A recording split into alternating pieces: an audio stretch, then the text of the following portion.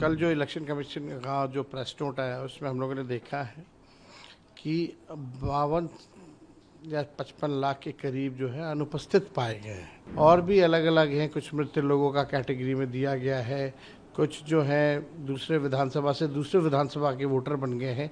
ये क्राइटेरिया जो है दिया गया है। सुप्रीम कोर्ट में हलफनामा इलेक्शन कमीशन ने दिया है 700 से भी अधिक पन्नों का। उनमें कहीं भी बाहरी फॉरेनर्स, विदेशी मूल के लोगों का कहीं भी जिक्र नहीं है। वोटर्स जो है वो सरकार चुनती थी, वोटर्स सरकार चुनती थी, अब सरकार वोटर्स को चुन रही है। यही काम इलेक्शन कमीशन के जरिए ये कराया जा रहा है। देखिए, कल जो इलेक्शन कमीशन का जो प्रेस नोट आया उसमें हम लोगों ने देखा है कि 52 या 55 लाख के करीब जो है अनुपस्थित पाए गए हैं। और भी अलग अलग हैं, कुछ मृत लोगों का कैटेगरी में दिया गया है, कुछ जो है दूसरे विधानसभा से दूसरे विधानसभा के वोटर बन गए हैं। ये क्राइटेरिया जो है दिया गया है। अब ये इस पूरे प्रोसेस पे ही हम लोग जो है सवाल उठा रहे हैं कि आप के जो BLOs हैं वो तो खुद ही साइन करके खुद ही अपलोड कर रहे हैं पूरे प्रोसेस का, तो पारदर्शिता तो पूरे प्रोसेस में ही फॉलो नहीं की गई है। ये केवल अचीवमेंट के तौर पे और सुप्रीम कोर्ट में एक आंकड़ा बताने के लिए कि हमने 96%, 98% जो है कर लिया है, ये केवल उसकी औपचारिकता जो है वो पूरी की जा रही है। बहुत लोगों के पास जो है डॉक्यूमेंट नहीं है, तो कुछ स्पेसिफाई तो किया नहीं गया है कि कौन से लोग ने क्या डॉक्यूमेंट किया है, कितने लोगों के पास नहीं है, उनका क्या हो गया, अभी भी क्लैरिफाई नहीं किया गया है। सुप्रीम कोर्ट की सलाह के बाद भी कि आधार हो, मनरेगा हो, राशन कार्ड हो, जॉब कार्ड हो, ये सब इंक्लूड करेंगे कि नहीं करेंगे, उसका क्या होगा।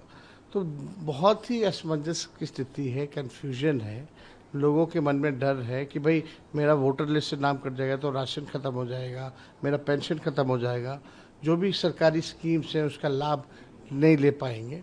तो ये संकट जो है आ रहा है।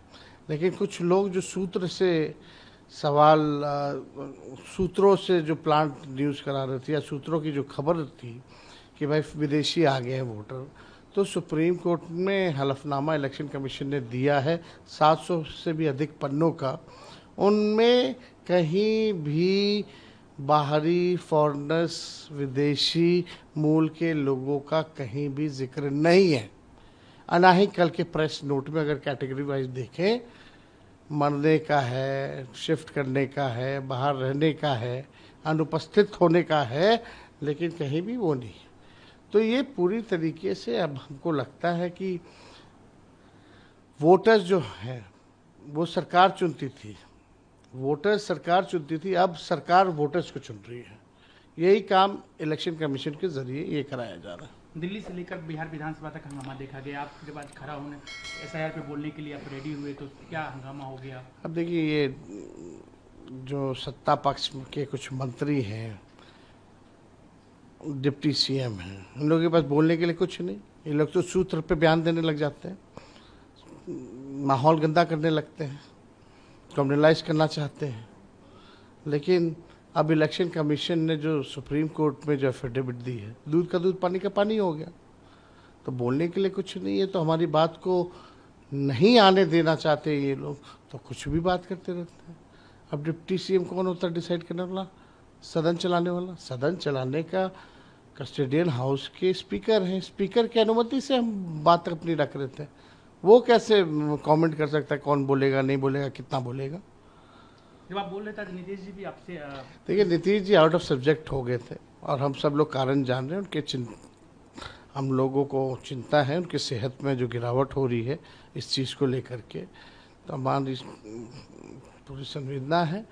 लेकिन इस प्रकार से आप समझ सकते हैं कि हाउस में चर्चा SIR पे हो रही है, मुख्यमंत्री को पता ही नहीं कि क्या चर्चा हो रही है, और वो जो रटा रटाया उनको जो याद है वही एक ही बात जो है वो बोलते रहते हैं।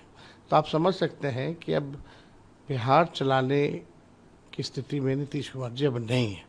और अंदाज़ा भी लगाइए, जितना अपहरण ये वो भ्रष्टाचार बढ़ गया है, जितना अपराधीकरण बढ़ गया है बिहार में, अपराध बढ़ रहा है, तो आप समझ सकते हैं कि नीतीश कुमार जी तो चला नहीं रहे, तो चला कौन रहा है बिहार।